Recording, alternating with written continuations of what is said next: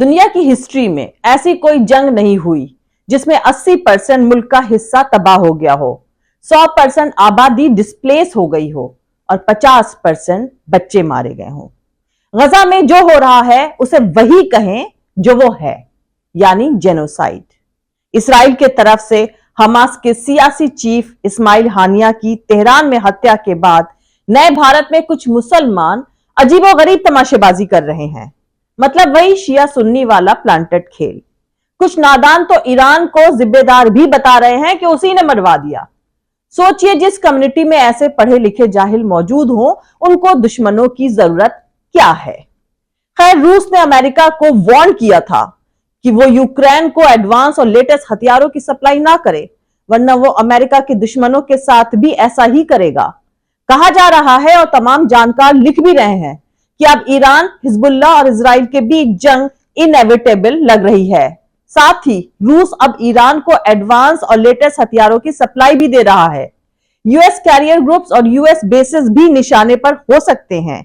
कुल मिलाकर जानकारों के मुताबिक एस्केलेशन की गारंटी है और शायद वर्ल्ड वॉर 3 के लिए तैयारियां तेज होती दिख रही हैं। वहीं दूसरी तरफ कुछ जानकारों का अंदाजा है कि इजराइल पर ईरानी हमला तब तक नहीं होगा जब तक कि anti ballistic missile air defence system के साथ एक्स्ट्रा यूएस शिप्स इजराइल के नजदीक नहीं पहुंच जाते हैं, यानी 5 से 9 दिन। माना जा रहा है कि ईरान एक बड़े हमले के साथ एक बड़ा शो भी करेगा, लेकिन ईरान ये श्योर करना चाहता है कि अमेरिका सक्सेसफुली ज्यादातर मिसाइल्स को रोक सके ताकि तनाव और ज्यादा ना बढ़े। पर हिजबुल्लाह अभी आयरन डोम की पोजीशंस की पहचान करने और डिफेंस कैपेबिलिटीज को खत्म करने के लिए इजराइल में बड़ी तादाद में कम लागत वाली मिसाइलें दाग रहा है। इससे पता चलता है कि ईरान इजराइल के अंदर स्ट्रैटेजिक टारगेट्स को सिर्फ सिंबॉलिकली नुकसान पहुंचाने से ज्यादा संजीदा है। वहीं दूसरी तरफ कुछ जानकार अपने ताजा दिए गए इंटरव्यूज में एक अलग ही सिनेरियो के बारे में बात करते हुए कह रहे हैं कि अगर तुर्की और इजराइल के बीच जंग छिड़ती है तो तुर्क सीरिया के रास्ते आएंगे, जहां रूस की मेजर मिलिट्री प्रेजेंस है। अगर इजरायली और अमेरिका सीरिया में तुर्की सैनिकों और हथियारों पर बॉम्बबारी करते हैं तो इससे रूस भी इसमें शामिल हो सकता है। खैर, इसको लेकर दूसरे जानकारों का मानना है कि ये एक अनलाइकली सिनेरियो है। उनकी टिप्पणी का कॉन्टेक्स्ट एर्दोगान की 29 जुलाई की धमकी है कि अगर इजराइल फिलिस्तीनियों को मारता रहा तो तुर्की इंटरफेयर करेगा। कुल मिलाकर हकीकत यह है कि वेस्ट एशिया फिसलन भरी ढलान पर है, क्योंकि जंग कई डायरेक्शंस में फैलती जा रही है। वैसे तुर्की ने सेंसरशिप को लेकर इंस्टाग्राम को ब्लॉक कर दिया है। तुर्की सरकार की तरफ से कहा गया है कि इंस्टाग्राम के तरफ से फिलिस्तीन, हमास और इस्माइल हानिया से जुड़ी पोस्टों को ब्लॉक किया जा रहा है। इंस्टाग्राम मेटा कंपनी का एक प्लेटफॉर्म है। मेटा ही फेसबुक और व्हाट्सएप को भी ऑपरेट करता है। मार्क जुकरबर्ग के इन प्लेटफॉर्म्स पर हमेशा से सेंसरशिप करने, डेटा चुराने और सियासत करने का इल्जाम लगता रहा है। खैर, ईरान के खतरे को देखते हुए अमेरिका ने इजराइल की सिक्योरिटी बढ़ाने का फैसला किया है। पेंटागन ने कहा है कि ईरान और उसके साथियों की तरफ से हमलों के खतरे के मद्देनजर इजराइल की हिफाजत के लिए अमेरिका मिडिल ईस्ट में बैटलशिप्स और लड़ाकू विमानों की तैनाती बढ़ानी शुरू कर दी है। वैसे इसी बढ़ते तनाव को देखते हुए लेबनान की कैपिटल बेरूत की अमेरिकी दूतावास के साथ साथ कनाडा, फ्रांस, ब्रिटेन और तमाम यूरोपियन मुल्कों ने अपने सिटीजन्स को किसी भी अवेलेबल टिकट पर जल्द से जल्द लेबनान छोड़ने को कहा है। इसी तरह की वार्निंग अमेरिका से पहले ब्रिटेन के फॉरेन मिनिस्टर डेविड लेमी ने भी जारी करी थी। लेमी ने कहा था कि रीजन में हालात तेजी से बिगड़ सकते हैं। दरअसल तेहरान में हुई हमास के नेता इस्माइल हानिया की मौत के बाद ईरान ने इजराइल पर जवाबी कार्रवाई करने की बात कही है। आपको यहां पर बता दूं कि इजराइल के बेरूत में हिजबुल्लाह के कमांडर फौज शुक्र को मारने का दावा किए जाने के कुछ घंटों बाद ही हानिया की मौत की खबर सामने आई थी। संडे रात को नॉर्दर्न इजराइल के बेत हिलेल इलाके में हिजबुल्लाह ने कई रॉकेट्स दागे थे। सोशल मीडिया पर डाले गए वीडियो में इजराइल के एयर डिफेंस सिस्टम को मिसाइलों को इनएक्टिव करते देखा जा सकता है। जॉर्डन के फॉरेन मिनिस्टर ने भी वार्निंग जारी करते हुए अपने सिटीजन से फौरन लेबनान छोड़ने की अपील करी है। वहीं तेल अवीव की इंडियन दूतावास ने इजराइल में रहने वाले अपने सिटीजन्स को सिक्योरिटी प्रोटोकॉल को फॉलो करने की सलाह दी है। सोशल मीडिया प्लेटफॉर्म एक्स पर अपनी एक पोस्ट में इंडियन एम्बेसी ने लिखा है कि रीजन में मौजूदा हालात को देखते हुए इजराइल में सभी भारतीय नागरिकों को अलर्ट रहने और लोकल ऑफिसर्स की सलाह के मुताबिक सिक्योरिटी प्रोटोकॉल को फॉलो करने की सलाह दी जाती है। वहीं फ्राइडे को यानी इसी जुमे को एयर इंडिया ने इजराइल के तेल अवीव के लिए अपनी सभी फ्लाइटें रद्द कर दी हैं।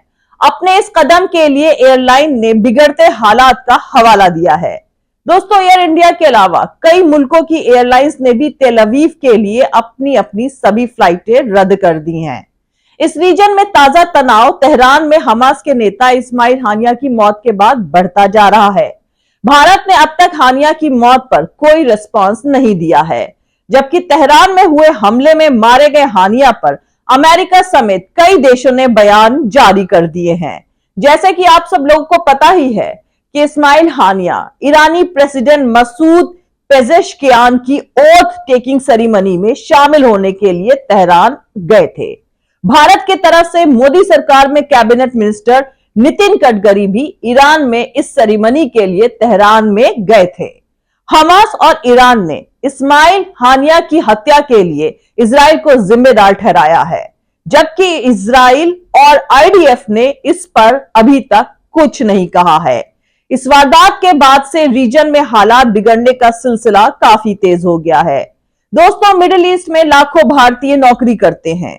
अगर इस इलाके में एक टकराव शुरू होता है तो इसका असर उनकी जिंदगियों पर भी पड़ सकता है।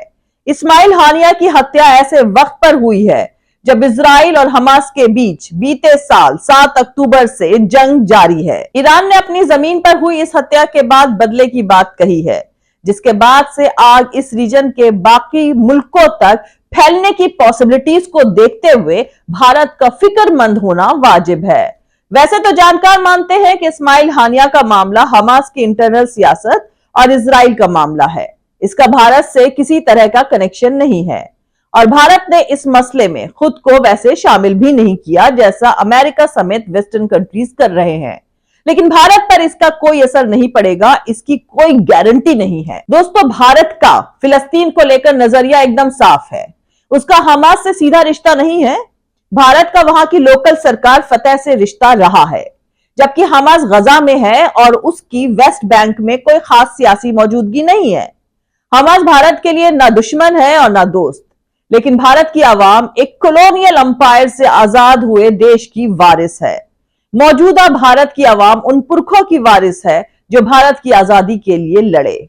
आजाद भारत की आवाम उन भारतीयों की वारिस है जिन्होंने पहले और दूसरे वर्ल्ड वॉर में अपनी कुर्बानी और कंट्रीब्यूशन दिया है। इसीलिए भारत की आवाम उन लोगों में से नहीं है जो भयंकर जुल्म के हिमायती हो। इसलिए भारत आजाद फिलिस्तीन की हिमायत करता है। वहीं बात अगर भारत और ईरान की करें तो भारत ईरान में चाबहार बंदरगाह डेवलप कर रहा है। यह भारत, ईरान और अफगानिस्तान को जोड़ता है।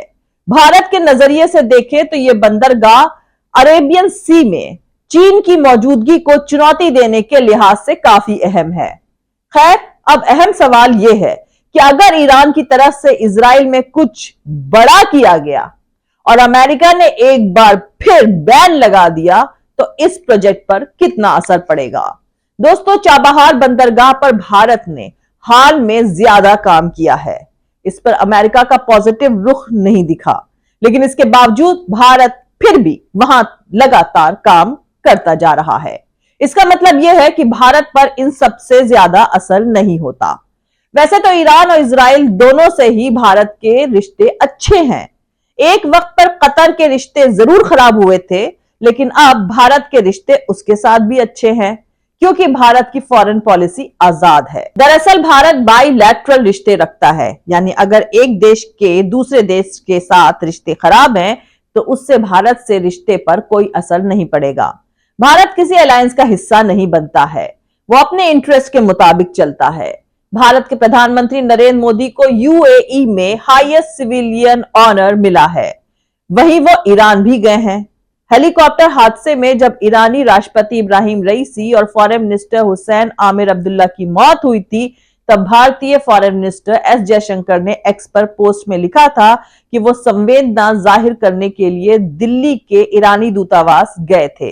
अपने पोस्ट में उन्होंने लिखा था कि उन्हें हमेशा भारत के दोस्त के तौर पर याद किया जाएगा और भारत सरकार इस मुश्किल घड़ी में ईरान के साथ खड़ी है। इसी साल 14-15 फरवरी में जयशंकर ईरान के दौरे पर गए थे। उन्होंने तब उस वक्त के प्रेसिडेंट और फॉरेन मिनिस्टर से मुलाकात करी थी। साल 2017 में नरेंद्र मोदी इजराइल का दौरा करने वाले पहले भारतीय प्रधानमंत्री थे। बीते साल 7 अक्टूबर को इजराइल पर हुए हमास के हमले के बाद पीएम मोदी ने इसे आतंकी हमला बताते हुए इसको क्रिटिसाइज किया था। वहीं उन्होंने अपने पैगाम में फिलिस्तीन का जिक्र नहीं किया था, जबकि हमले के तकरीबन 5 दिन बाद भारतीय फॉरेन मिनिस्ट्री ने कहा था कि फिलिस्तीनियों और इजराइल को लेकर भारत के रुख में कोई बदलाव नहीं आया है। भारत ने एक बार फिर इस झगड़े के हल के लिए 2 स्टेट सॉल्यूशन की बात कही थी। इंडियन फॉरेन मिनिस्ट्री ने कहा था कि भारत फिलिस्तीनियों के लिए आजादी और ऑटोनॉमस देश फिलिस्तीन की मांग के सपोर्ट में है। कुल मिलाकर कहने का मतलब यह है कि अगर देखा जाए तो भारत ने ईरान, इजराइल और फिलिस्तीन के मामले में अपना रुख एकदम साफ रखा हुआ है। खैर, अब इजराइल और ईरान बीते कुछ वक्त से जंग की कगार पर है। इसी साल अप्रैल में सीरिया में ईरानी दूतावास पर हुए हमले के लिए तेहरान ने इजराइल को जिम्मेदार ठहराया था। ईरान ने जवाबी कार्रवाई करते हुए हवाई हमले करे। बाद में दोनों मुल्कों ने अमन बरत ली। हालांकि अब इस्माइल हानिया की हत्या के बाद हालात ज्यादा बिगड़ रहे हैं। दूसरे फ्रंट पर इजराइल हिजबुल्लाह से भी जंग लड़ रहा है। इजराइल के कब्जे वाले गोलान हाइट्स पर रॉकेट हमला हुआ था, जिसमें 12 लोगों की मौत हो गई थी। इजराइल का इल्जाम है कि मामला हिजबुल्लाह ने किया है, जबकि हिजबुल्लाह ने इससे इनकार किया। लेकिन तभी से दोनों मुल्कों के बीच जंग छिड़ने का डर बढ़ गया है। वहीं हालिया इस्माइल हानिया मामले में बड़े पैमाने पर जंग होने की पॉसिबिलिटीज भी दिख रही हैं। इस वारदात से पता चलता है कि ईरान के अंदर कुछ बाहरी ताकतों की कितनी मौजूदगी हो चुकी है। ईरान के प्रेसिडेंट के ओथ सेरेमनी में वहां आए मेहमान की हत्या होना बेहद बड़ी बात है।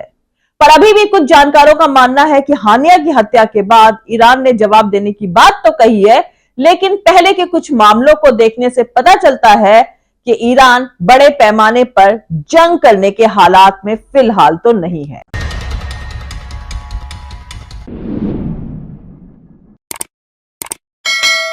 मिलते हैं अगले वीडियो में किसी दूसरे नए सियासी तमाशे के साथ। जय हिंद, सत्यमेव जयते, अल्लाह हाफिज। दोस्तों, हमारा पूरा वीडियो और दूसरे और वीडियोस देखने के लिए हमारा YouTube channel political Tamasha with doctor Arshi को सब्सक्राइब करके वहां पे लगी बेल आइकॉन को जरूर दबा दें, ताकि आपको हमारे आने वाले हर वीडियो की अपडेट्स एकदम टाइम पर मिलती रहे। और दोस्तों, अगर आपको हमारे वीडियोस इंफॉर्मेटिव लगते हैं, अगर आपको हमारा काम पसंद आता है, तो फिर आप अपने इस चैनल को सपोर्ट कर सकते हैं, इसके पेट्रॉन बन करके या फिर इसकी मेंबरशिप लेकर के, या फिर दोनों ही तरीके से। पेट्रॉन बनने का लिंक और मेंबरशिप लेने का लिंक, दोनों का ही लिंक मैंने अलग अलग इसी वीडियो के डिस्क्रिप्शन में डाल दिया है। और आप हमें फॉलो भी कर सकते हैं हमारे ट्विटर यानी एक्स पर, हमारे फेसबुक पेज पर और हमारे इंस्टाग्राम पर। मेरा ट्विटर यानी एक्स हैंडल है @अर्शी अजीज खान। Thank you. मिलते हैं अगले वीडियो में।